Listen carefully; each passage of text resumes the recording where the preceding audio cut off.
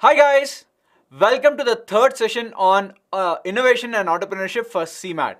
Friends, in the last two sessions, we have taken questions on understood theory concepts on the basic idea of innovation, and we have also seen some idea and some terms based on entrepreneurship. Okay, so we're going to continue our journey. We have a lot more sessions lined up for this. So in this particular session, we're going to continue with our idea of entrepreneurship. We will see few more terms and we will slowly introduce some concepts of economics to you. Okay, again, remember this is only from the perspective of an exam. We are not going to teach you economics in one or two sessions. That's almost impossible. That's for your MBA faculty to do that. But right now, I'm going to talk about few of the topics, few of the terms, basic terms in economics that a student who's preparing for any entrance exam should be knowing about, because these terms could be coming to you in your exam. Okay, so let's anyway start off with the continuation of entrepreneurship, few things that are left out from the last class. So the first thing we're going to talk about right now is, now if you remember in the last class we have seen different types of investments that can come, different types of companies. We have seen what is the meaning of a LLP, that is limited liability, what is the meaning of a proprietorship, we have seen what is the meaning of a limited liability company. So all of these we have seen, right?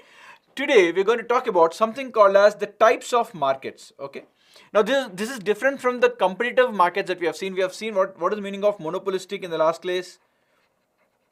In the last session we have seen monopolistic, then we have seen oligopoly. In fact, we have seen perfect competition in the spectrum, if you remember, and then we ended up with what is the meaning of perfect monopoly. Okay, so these are the things that we have seen. What I'm having over here is different, right? So here, this is basically the name given for a market, and I'll explain the meaning of each one of these. The first thing is called as a primary market. Now, what is the meaning of a primary market? Typically, these terms are used from the parlance of securities. Now, what is the meaning of a security? A security is any financial instrument which is traded. Okay, which can be traded. So one of the securities, basic example of a security is your stock or a share. Okay, so a share or a stock is a security. A loan amount or a bond is also a security, right? Now, typically what happens is the companies, when they issue securities, that is when they issue their shares or loans, that is bonds. Now, somebody buys these shares, somebody buys these bonds. So remember, what is the meaning of buying of bond? We didn't spend too much of time understanding a bond. So I'll explain a little bit about a bond. So a bond is nothing but a loan taken by the company. Now, normally, if you understand, if I want a personal loan, let us say you get an MBA seat tomorrow morning, the MBA fees is, let's say, 12 lakhs to 15 lakhs, whatever. Now, some of you might be able to pay it fully, some of you might not be able to pay it fully, right? So then you go to a bank and you take some loan. So typically for your loan of 15-16 lakhs, one bank is enough to give you the loan. But when you're talking about bonds for a company, let's say like Reliance, they want bonds or loans to the tune of $1 billion. That's almost about 7,200 crores. I don't think, or 7,600 crores today if the rate of rupee is 76. Now, no single bank can be in a position to give 7,600 crores amount of loan. So what they do, or what the companies do, is they issue something called as a bond, where instead of giving this 7,600 crores to one single entity, what they do is, like shares, they will break up this bonds or this entire loan amount into small bonds. Each bond will have some value, right? And the total will be your sum of all of this will be your 7,600 crores. So they like giving out your shares, bonds will also be issued. So that's the basic idea of a bond.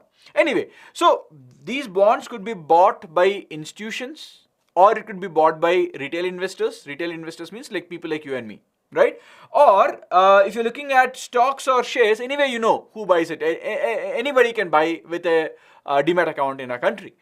Now, all of these, once they're issued, when they are being issued by the primary entity.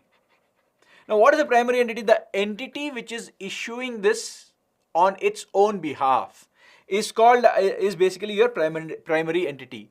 So the place where these are sold and bought, sold by whom? Sold by the primary entity, is called as the primary market, right? Is called as the primary market. For example, the market specific name given for shares and stocks is called as the IPO market. Okay, so IPO basically is initial public offering. So when a company comes and gives out its shares to people, first time when they're doing it, or they're giving it from their side, not the first time, whenever they give it, right? So it's called as an, initially it is, first time they do it, it's called as an IPO. Later on, if they do it, it is called as an FPO. I don't know if how many of you have heard of this term. It's follow-on public offering. Initial, I is for initial. That's the first time if I do, right? I never sold my shares in the public. If I do it for the first time, it's called as an IPO. But there are companies that can come out, sell my shares, then I can go and after some time as a company, if I'm the company, after 3-4 years, I can again sell my shares, right? So the second time, third time, not the first time. So all those come under this FPO, follow-on public offering. So whenever a primary entity is selling its stocks or bonds to the public, the market there is called as the primary market. Now, what is the meaning of a secondary market then? Secondary market is basically, okay, now in the secondary market, the company is not there anymore. The company is out of the picture. So think of it like this. I am the manufacturer of a car, okay? So I manufacture, let's say, I own a Maruti car, okay? So, or rather, I make Maruti cars. I'm the company Maruti. So if I sold a car to you, that is called as the primary market because I am the maker and you are the buyer, the first hand selling. Okay, now what happens once I sold it to you? You can sell it to somebody else, right? Now there I am not involved anymore. So the car is out of my hands. It is in your hands. You can sell it to somebody else. And that person can sell it to somebody else and so on and so forth. So the market where reselling happens, so it is reselling, is called as your secondary market. The market where reselling happens is called as your secondary market. Now secondary is not the second time, second, third, fourth, whatever time it is, all of that comes under secondary market only. Okay. And then what is a tertiary market and a quaternary market? Now usually these are terms that you don't come across. These are very obscure, rare terms, but I'm just putting it out for you so that you understand that such terms also exist. But these are very, very rare words. You don't come across these normally. Okay. So tertiary market is where the people who are involved are your dealers, not the retail public anymore. So it is between dealer to dealer or a broker to broker interaction. So a market where dealer to dealer interactions happen or a broker to broker interactions happen is called as a tertiary market. And finally, a quaternary market is basically where large institutions are involved, like banks to banks or insurance company to insurance company. So here it's not a dealer, it's not a retail investor, it is not a primary company. You're talking about large institutions which are involved, which basically comes under this quaternary market. As I said, these two terms are quite rare. If you understand, that's good. It's very simple to understand because it depends on who are the people who are trading and who are involved in it, right?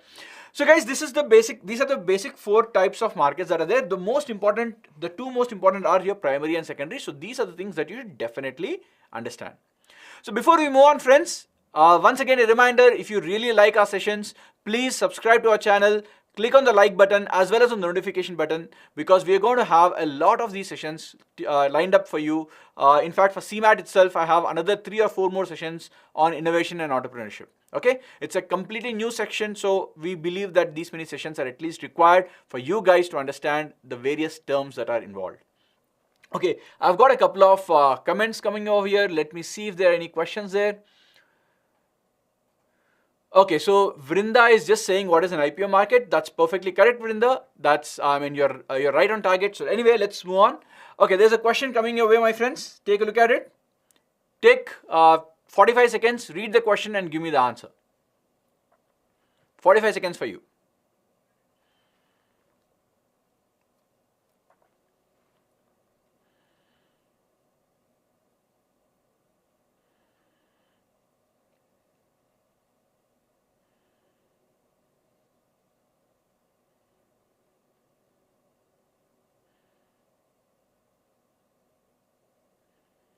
Akash has given an answer. Makarand, Dipali. Hi Dipali, I need an answer, not a hello. Others, okay. Right, very nice. So, all of you have given the answer till now are the correct answers. Shama, Anush, Jagadish. Wonderful, guys. Wonderful, wonderful. Krupa, there is no F. Right. Abhishek. Right. Yes, all correct answers, my friend. My friends, let's take a look at it. What is a grey market? Now, this market I did not discuss the meaning of a grey market. So, let's understand the meaning of a grey market. So, a grey market does not fall under primary, secondary, tertiary or quaternary market. So, basically, what is this grey market? Remember, all of these primary, secondary, tertiary and quaternary markets, these are authorized markets. These are recognized. Okay, these are recognized, which means they are done on an exchange. There is a formal setup, and if something goes wrong, you can go and actually sue somebody because there is enough evidence for everything. Everything is tracked, right? Grey market, as the name indicates, usually grey is a word associated when things are not clear. Things are, I will not use the word murky. Murky is usually a negative connotation to it. But yeah, grey is something which you use to talk about something which is unclear. Okay, it's a gray area, which means it is not sure kind of an area. So a gray market is a market where there is no authority involved. So it's like, okay, you want to sell my car between two people and it is not done through any government or a proper regulated entity. You are doing it on your own. That's fine. So that is called as a gray market where there is no authority involved. So the answer is option D.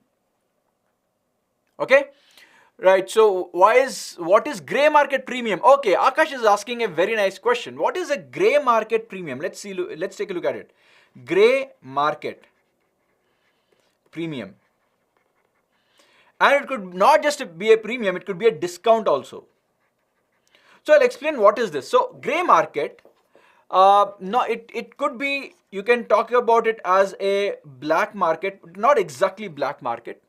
But yeah, kind of very close to it. So let us say there is a movie for Batman coming out right now. Now, I mean, there were times where there were single theaters. I don't know how many of you even remember those. Now it's all the era of multiplexes. So there is no such thing called as a black ticket right now in multiplexes. There's nobody standing outside the multiplex and selling you black tickets, right? But there was a time when, let's say, Shah Rukh Khan's movie used to come out 15 years back, 20 years back, in fact, 2000s, when he used to do this, that Rahul kind of characters. People used to go crazy about him, and the tickets used to be houseful all the time. So there used to be people in between. These are the people not from the industry in terms of film industry. They are not from the theater side. They are individuals who used to buy tickets in advance and sell it at 2 times or 3 times or sometimes even 10 times the price, depending upon the demand. This market is called as a black market. So the extra they are charging over the price of the ticket is called as the premium. Now this is an example that I gave you. If you take it with respect to grey market premium, now what happens in an IPO? Let's understand what happens in an IPO. In an IPO, basically a company is coming out and giving its shares, let's say at 650 rupees per share. Now, for whatever reasons, people believe that the price of the company is 650 is too cheap, it should be higher. There's a lot of demand. Think of this as a ticket for a very good movie, right? I'm just drawing an analogy. Right, so this is a ticket or a share price which is at 650, but people demand a lot more, but the company is issuing it at 650. So people who have these shares as of now can sell it in something called as a grey market. Now when I say grey market, what you need to understand is it is just an understanding and a dealing between two people. Okay, it is not at all regulated. So I can, if I possess the shares of the company, if I'm an investor in the company, without IPO also I will have my shares, because I initially invested in the company, I would have got 5%, 10% of it. So I have 10% of the shares. So I can choose to sell the shares to any other person without an IPO also. But this transaction is not regulated by any government authority. So I can sell it, he will buy it, and I'll transfer the shares. If I sell it at, let's say, 800 rupees, that extra 150 is called as the gray market premium. It is the extra money that I am charging in the gray market. Why would somebody pay that extra money if they believe that this company 650 is very, very good and 650 is a lower price for it, and they are willing to spend even 150 extra to take the share right now? Okay, the reverse could also be true. In fact, this happened a lot in the last few IPOs. In fact, if I don't know how many of you remember this, but Paytm came out with an IPO very recently, and the moment the IPO issue was closed, issue is closed. What is the meaning of issue being closed? Issue being closed means the company will ask, okay, whoever wants my shares, come and give me your bids. Okay, you have to bid for the shares. Now there will be a time window. Once that window is closed, then the company says, I will take no more bids from people. I will now look at who among these people should start getting my share. So there will be a time between this bidding. So this is the bidding time, bidding close, to issuance of shares. Okay, so this time there will be about a week, 7 days to 10 days time between the closing of the bidding and the issuance of shares. In between this, there could be transactions of shares. In between this time period, there could be a transaction of shares in the gray market, because people who believe that the company's the share price is very cheap can end up buying at a higher price. It's a demand and supply. If many people think that the price is higher, already the price which is quoted is very higher, the price at which it is selling itself is very higher, then they might not want to pay that high amount of money. Or somebody who thinks that the company is selling it very cheap, they would be happy to take, even by paying 50 rupees extra or 100 rupees extra per the share, if they believe that the share price should be much higher than what the company is selling. At the end of the day, it's a perspective. What I believe, what you believe, right? Anyway, so when this transaction happens here, if the net effect is that people are selling more, because they are worried that once the market opens means once the shares are issued and the trading starts happening officially in the market, if they fear, the large people in this time frame, if they believe that, okay, once the market opens, I will not be able to sell it at a price that I want. Let us say in the example of the 650, okay, I believe, many people, in fact not just me, many people believe in this time zone that 650 is a very high price. Once the market opens up with the issuance of shares and the shares are being traded, I can see the market price falling to, let's say, 400. If that is what I believe, or 400 or 450, then instead of waiting for this markets to open, I can catch hold of some bakra who would want to probably buy it at 500 or even 550. So while I am telling him that, look, I am giving you 100 rupees better price compared to what the company is selling, he will feel that, okay, he's getting 100 rupees better. I will feel happy because I am saving this loss of probably 150 rupees or so. So both of us are happy, and I'm selling it out at 550. So this price will be called as the gray market price, and here there is a discount. Discount means lesser than the official price that is given out by the company, right? So it could be a premium as well as it could be a discount. Yes, Akash. So I hope that you understood. Okay, gray market premium and discount, both plus is premium, minus is discount. Anyway, so let's go on. Okay, now there is a very interesting concept that I want to discuss here, but before I get into the concept, I want you to read this question and give me an answer, and take 60 seconds for this. Read it and give me an answer. Okay, there's a very nice concept in this.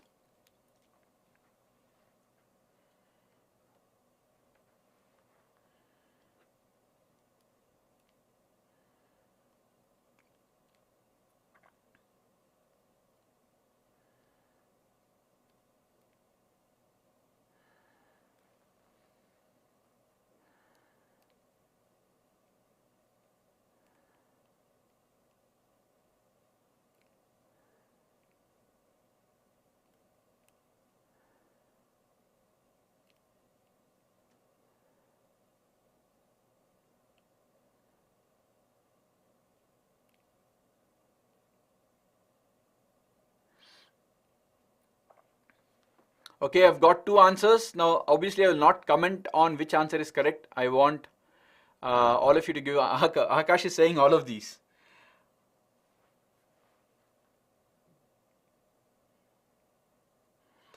Akash, how can you do all of them? A and B can go together, but A, B and C cannot go together, na?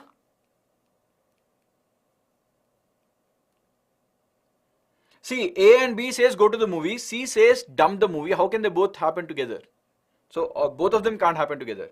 At least you can say A, B and D can happen together, but you can't say all four can happen together. But anyway, let's wait for other answers.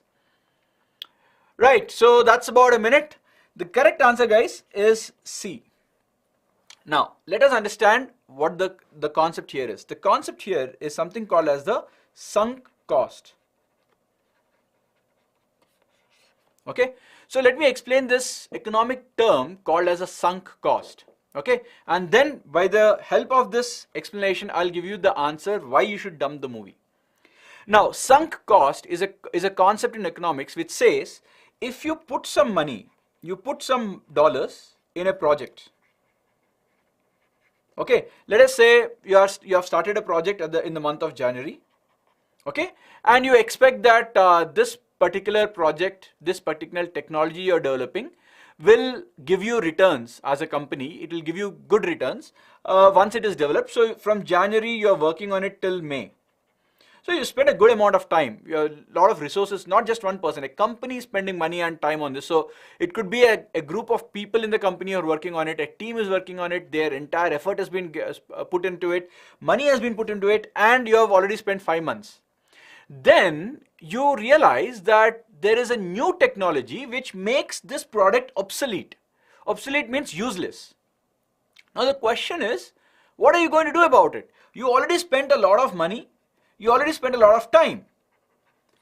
Should you continue the project and finish it?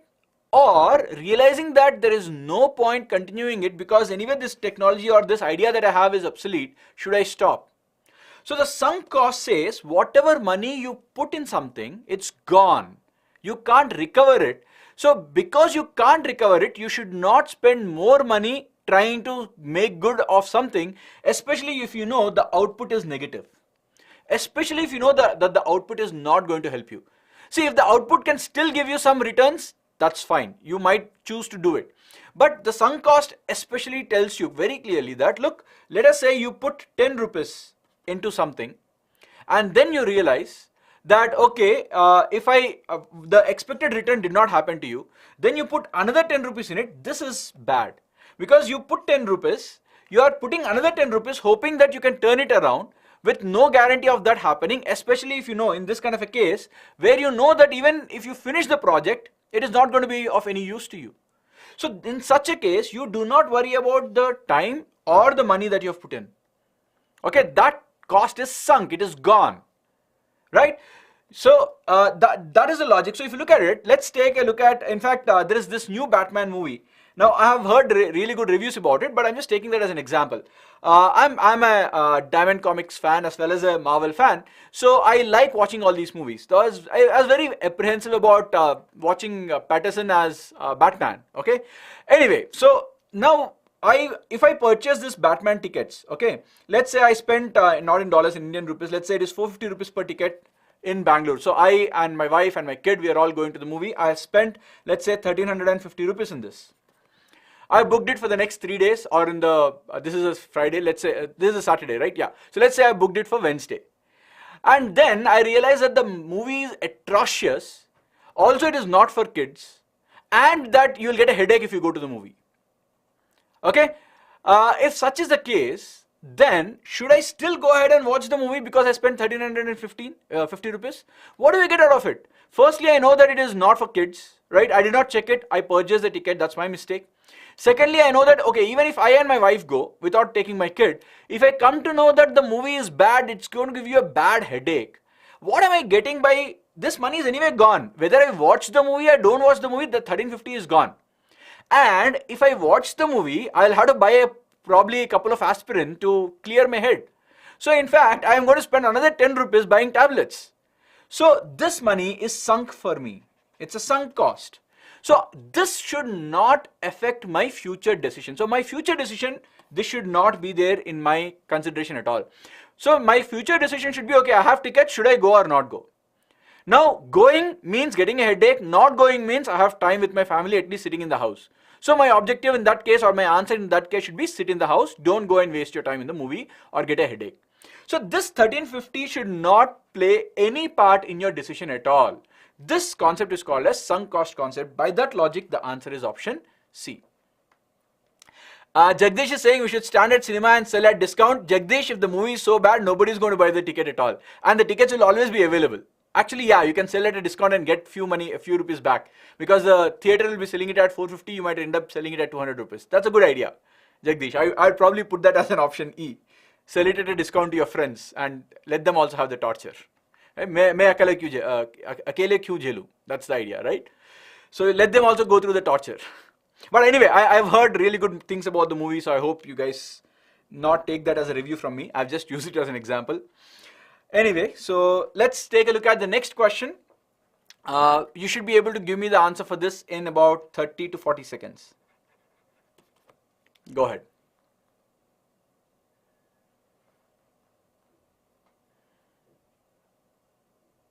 Sumer, total sessions are about 6. So this is the third session. We have 3 more left.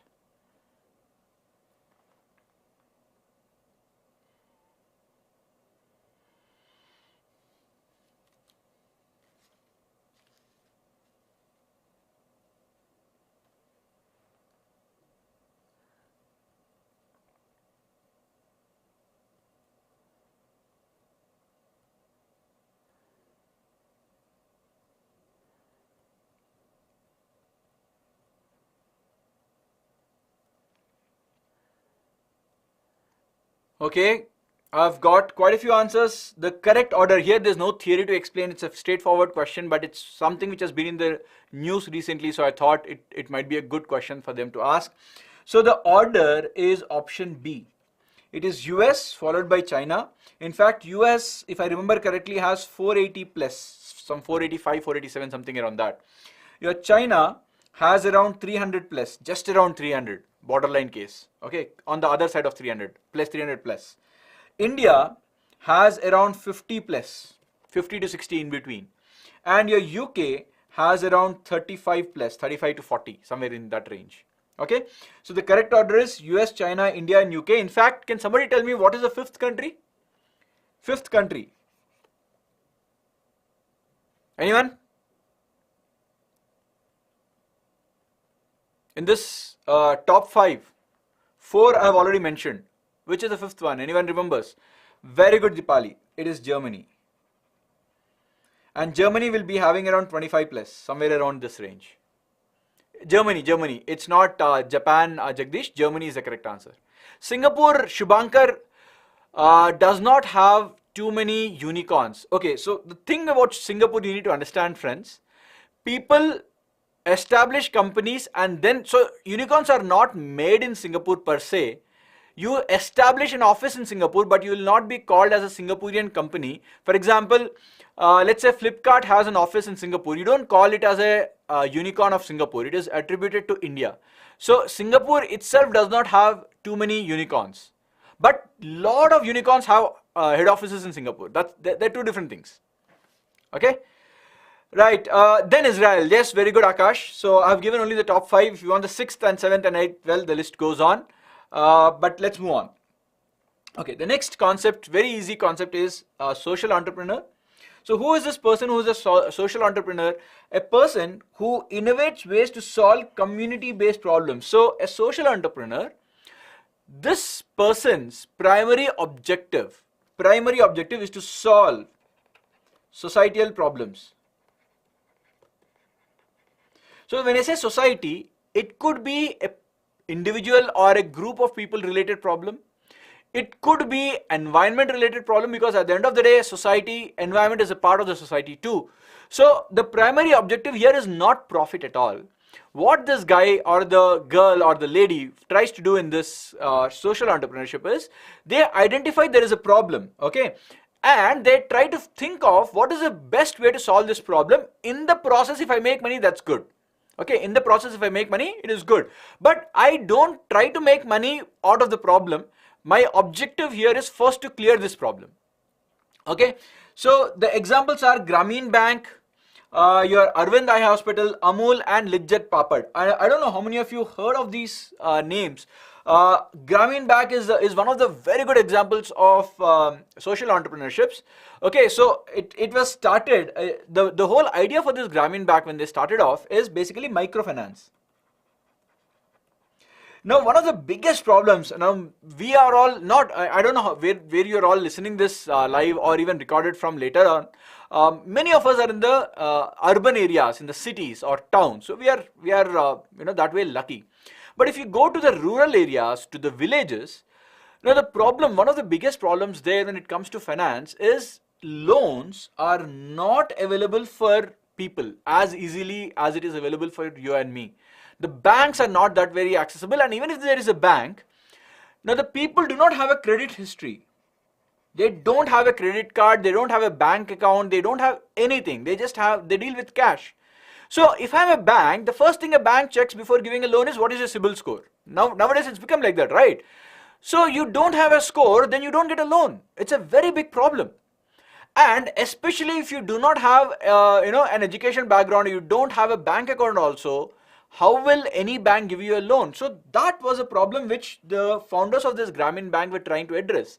They started this whole idea of microfinance, saying that look, I will be a person or an entity which will give loans in small amounts like 1,000 rupees, 1,500 rupees, 2,000 rupees or 5,000 rupees for people who want to do their day-to-day businesses. It could be a person who's selling vegetables, it could be a person who's selling, let's say something, who's running his own small pawn shop or a small kirana store.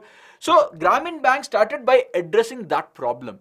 They found out in their experiment over a period of time, they figured out what is the best way for me to charge the customers who are otherwise, they don't have KYC documents, they don't have Aadhaar card. How will I give a loan? That's what the bank says. The bank cannot do anything. They have their own rules. But this new form of an entity basically came out and said that, okay, I will figure out a different way to deal with these people. I will not go the traditional route that the banks go, because if I do that, then I'm not going to help them out. My problem is how to help these people. So they created a beautiful model of this microfinance, and they in turn turned out to be profitable also. But what was the first thing they saw? They saw the problem. Okay. Similarly, you saw Arvind Eye Hospital, Amul, and Lijjat. In fact, Lijjat Papad has got a very beautiful case study on YouTube. In fact, I was seeing that a few days back. You can search for Lijjat Papad case study. It's done by, I think School. They've done a wonderful job. In fact, there are a lot of sessions done there. You can take a look at it. But anyway, so these are examples, prime examples of various social entrepreneurs. How are these companies profit-making companies? Deepali, please remember. Okay. Deepali, what you need to understand is when I say, so this is something which is a misconception for many students as well as adults also. When I say social, the first thing that comes to your mind is charity. This is wrong. Social does not mean charity. Please keep that in mind. When I say I'm a social entrepreneur, I will try to solve a problem without making a loss. So I don't mind making less profit provided I am helping the society. Now the reason of loss is very obvious here. If every year I am making a loss, how will I have my money to continue forward? So I have to make some profit. I'm not saying that I'm going to look at astronomical amounts of profit, but some minimal profit has to be there, otherwise my company cannot survive, right? So it cannot be loss after loss after loss unless it is an NGO where you are funding it, right? That's a different case study altogether. That's a different ball game altogether. Okay. Anush, Amul company, again, these are all very long case studies, friends. Mr. Kurian, may he rest in peace. He's one visionary who started this beautiful concept of Amul, where he saw that there is a good opportunity for him as well as to make money as well as help the entire society there, which is into milk production, milk extraction. I don't know what is the right word that you call it, but yeah, dairy farming. Basically, dairy farming is the right word to use. So he basically established cooperative societies, milk cooperative societies. So that's an entire case study. So I don't want to get into stories about it right now because that's not the purpose. But if you're really interested, there are enough videos on YouTube. You can go ahead and take a look at it. Okay, yes, Ria, it was started by 7 women, Lijjat Papad. I mean, imagine, there are people, Lijjat Papad, the story starts with women who did not have any education in 1950s, where it was a men-dominated world in India. right? So you're talking about Maharashtra, somewhere in Mumbai, where women were not allowed to, not even Mumbai, I think it was some other city, but it was in Maharashtra, where women were not allowed to do this kind of business at all. But they were entrepreneurs, women entrepreneurs who came together, realized that, okay, I don't have to go out of the house to do this. So they figured out ways to make this, sell it, and turn it profitable. It's a very beautiful case study. Please go ahead and take a look at it. Okay, so anyway, let's move on. So here's a question coming your way. Take a look at it. It's very obvious. 30 seconds max just to read it. The answer is very obvious here.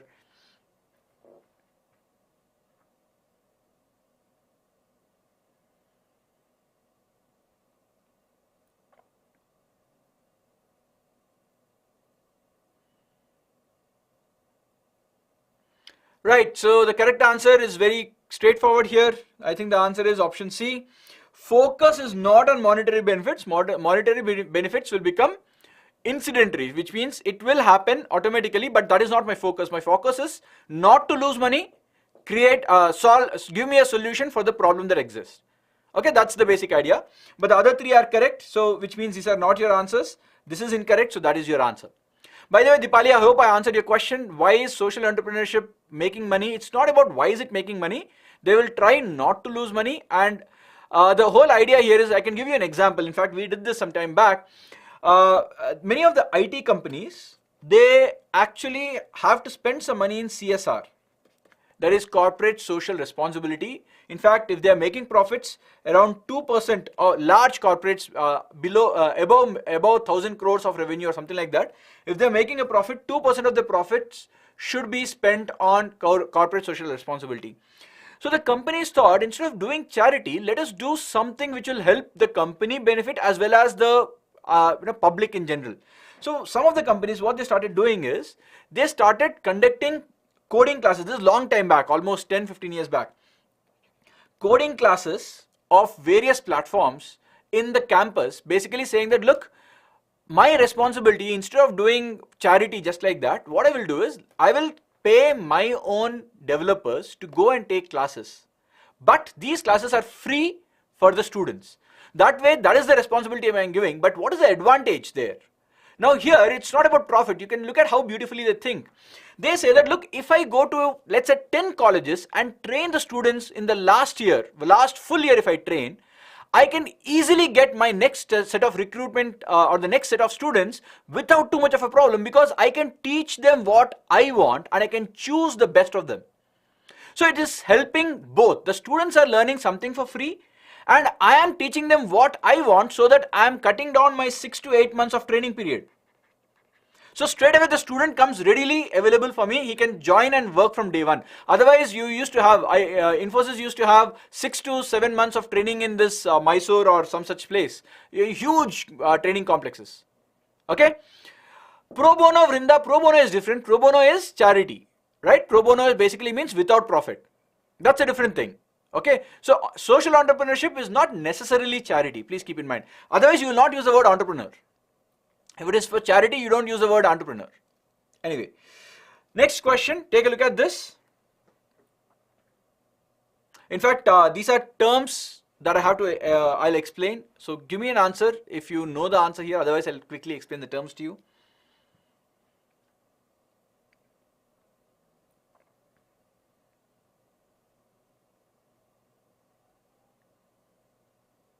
Okay, Vrinda, I understood.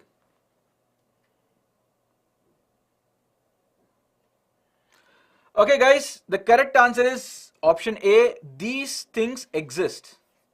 These are types of entrepreneurships. First, delinquent basically means something wrong. Okay, a juvenile delinquent. Basically, you are talking about a very young age person who is kind of doing something wrong. Okay, so delinquent entrepreneurship, the word itself does not exist, or if you're putting two things together over here randomly, it doesn't make sense. Whereas technopreneur, you know what it means. It's a person, an entrepreneur who's using technology to build something. Okay, an imitative entrepreneur is basically an entrepreneur who is trying to replicate an existing product. Okay, now you might ask, why will somebody replicate an existing product? Simply because there is enough demand and not enough supply, for all you know. Okay, if there is enough supply but not enough demand, or rather, if there is enough demand but not enough supply, there might be people who want to do that. Now, hustler entrepreneur is basically a person who is trying to look at, so, he is a pusher. Who is a hustler? A hustler is a person who's, in English, it is actually a negative term. A hustler is a person who kinds of cheats, sometimes pushes, sometimes cheats, basically is very pushy. So in terms of entrepreneurship, it is not cheating, he doesn't cheat, but he's somebody who's very, very aggressive. Is very aggressive. He gets, he pushes people to do the things in his way, especially when he's talking to investors or when he's going ahead with his ideas or implementing of his ideas. Basically, he's a person. Hustle is basically in English a word which gets something done by hook or by crook. Okay, so that's the kind of an entrepreneurship you're talking about. Usually hook or by crook. Crook is a negative part here, but in entrepreneurship, usually you don't talk about cheating, because once you get caught doing that, then you're out. Anyway, so this word does not exist at all. So they have just randomly put two words together and made a phrase. That's not correct. Okay, let's take another question coming your way. This should also be quite easy for you. Give me an answer in 30 seconds.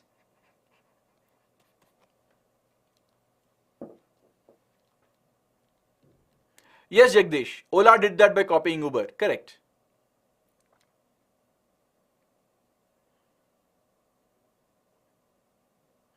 Can you just take up the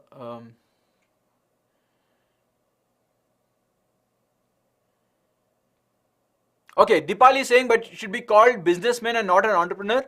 Dipali, okay, what businessman is somebody who's running a business which is existing, which is probably quite large. It is not in a growth, or it's not in a startup phase anymore. Entrepreneur is typically somebody who, see, at the end of the day, businessman and entrepreneur, it's a subset, or rather, this is an entrepreneur and this is a businessman. Okay, so an entrepreneur becomes a businessman at a later point in time. Okay, let's put it that way. Somebody who starts something new will be called as an entrepreneur. If he's been doing it for some time, then he's no more an entrepreneur. He moves on to become a businessman. Right, so the correct answer here is actually none of these, because an entrepreneur should have creativity, because usually we talk about innovation. Somebody who's starting something comes up with a new idea. So an innovation or a creativity is required. Of course, it is risk taking. You are letting go of your other opportunities that you have as a person and starting something new. For example, people leave their good paying, well paying jobs and start something new without knowing whether it's going to be a success or not. So it is definitely risk taking. Okay, and innovation, of course, creativity and innovation more or less the same. So the answer is none of these, because all of them are required. Now, an imitative entrepreneur is somebody like Jagdish said, yes, I'm trying to do the same thing but with a small change here and there. Okay, so like that's a perfect way of looking at it, Jagdish. Nothing wrong with it, right? So imitative entrepreneurship, it is not an exact copy. Obviously, if I copy it exactly, then there'll be a issue from the other company, but there'll be some small change which I will make, which will probably cater to the audience that I want to, and so on and so forth. Right, one nice interesting question coming your way. Take a look at this. This should be at least information for you. What is the answer for this? Which language is the word entrepreneur coming from? We use it so much. Shabina, borrowing an idea, doing it in his own way, yeah, you can say that. Basically, you are trying to do the same thing with a small change. The correct answer, my friends, is B, French. There's nothing much to explain. It's a French word. And can you guys name the name of the person who coined this term entrepreneur for the first time? Who's the person who coined this? Please don't Google it. Of course, you can Google it and get the answer, but that's fine. So, who is the person who coined this word entrepreneur? It is not a default word in English.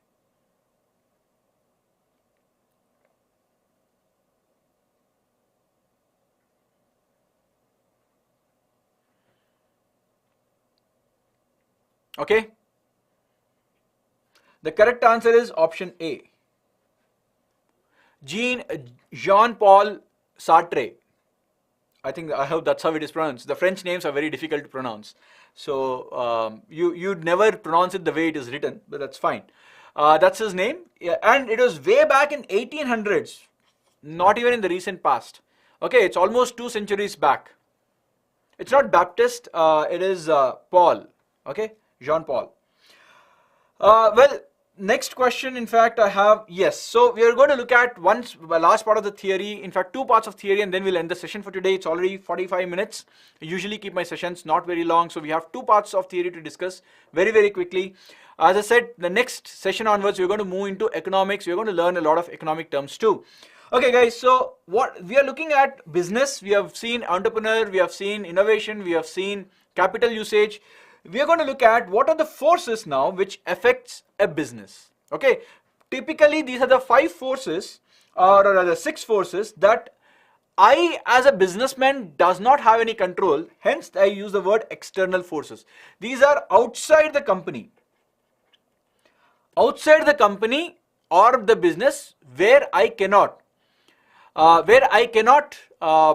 control these, right?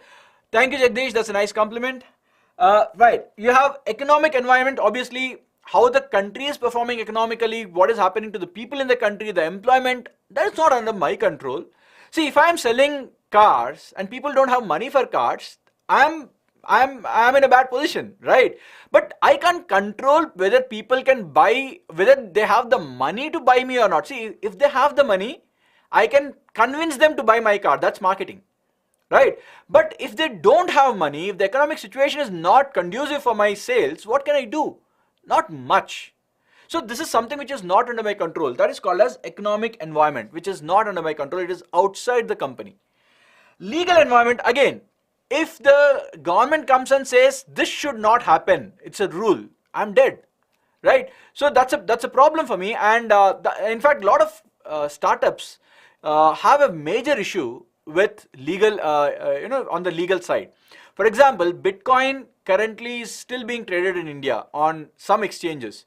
Tomorrow morning, if the government comes and says no exchange can trade Bitcoin in India, then all the startups which are basically the platforms like CoinSwitch, Kuber, and all these platforms will be going for toss.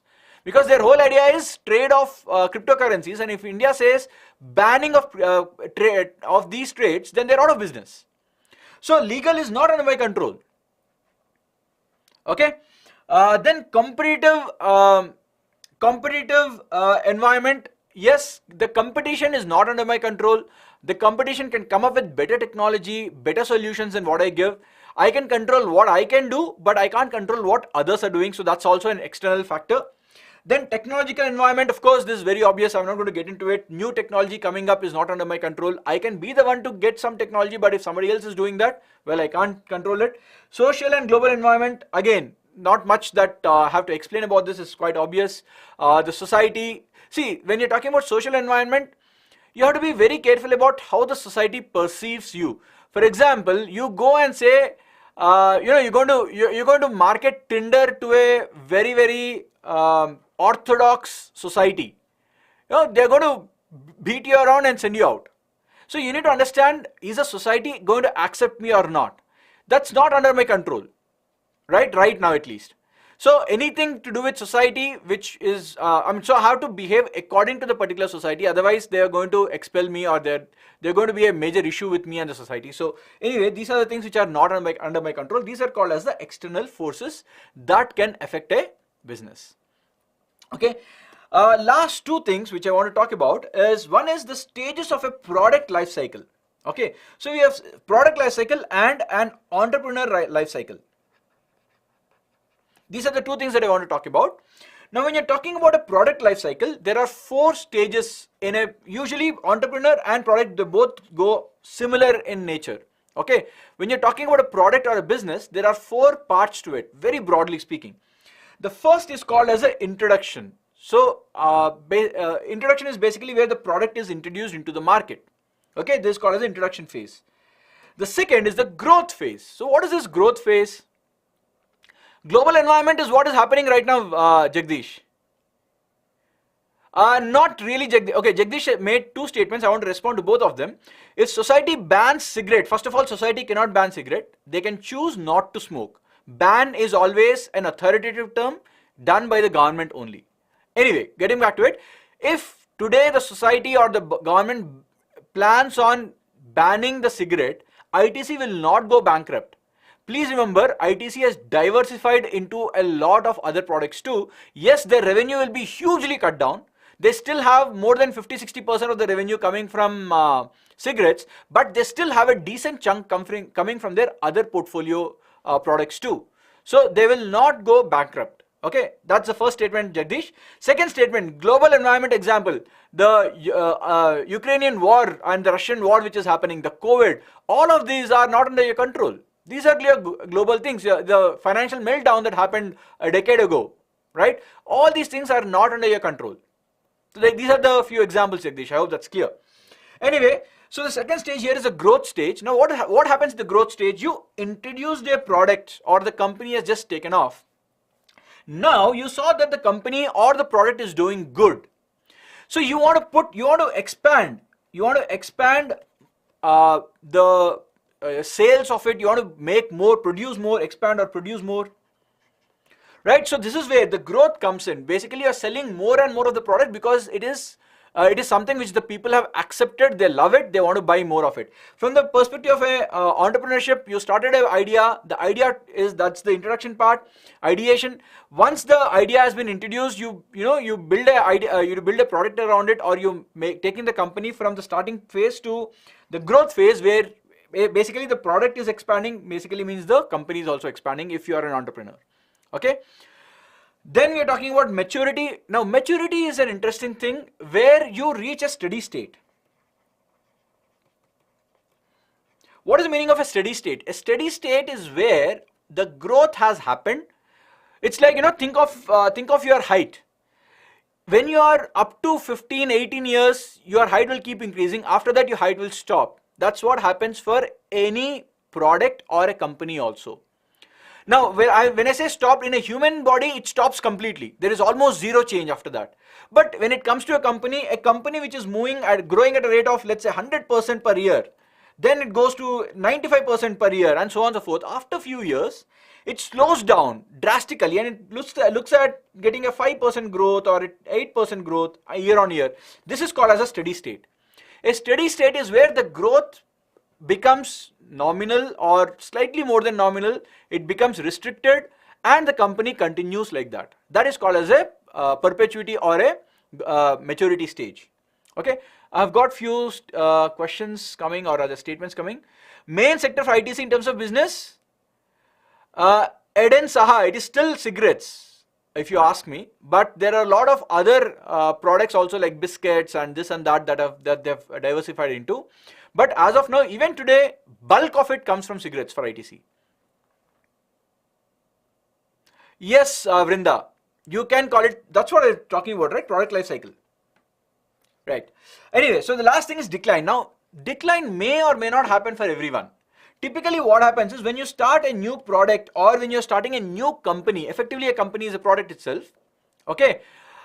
When they start this, what happens is if you're something new, if you're something new, you brought it out, everybody will like you, they want to buy you, but the others will see, the other businessmen will see that, okay, this product is selling and nobody else is doing this, why don't I also sell this? So you will start getting competition. Now whether the competition is as good as you or not, the point is instead of 100% people coming to you, some person will now start going to the competitor, and as the competition increases, then your market share will start falling and it will start coming down. This phase is called as the decline. So when you start off in these three phases, or at least in the first two, if not in the third phase, in the first two phases, that is the introduction and growth, people did not still realize that your product is so damn good. But once they see that, okay, you're making so much of money, there are others who will start trying to imitate you. Now, whether they imitate you, they're successful or not, some of them can be more successful than you. They could have made a better imitation, better product with new features, or slightly inferior, so they'll cut down the cost, whatever it is. There are products apart from yours now that do the same job. So there is choice for customer. He may not come to you. So your market share will start decreasing. And that is where you start getting a decline. Okay.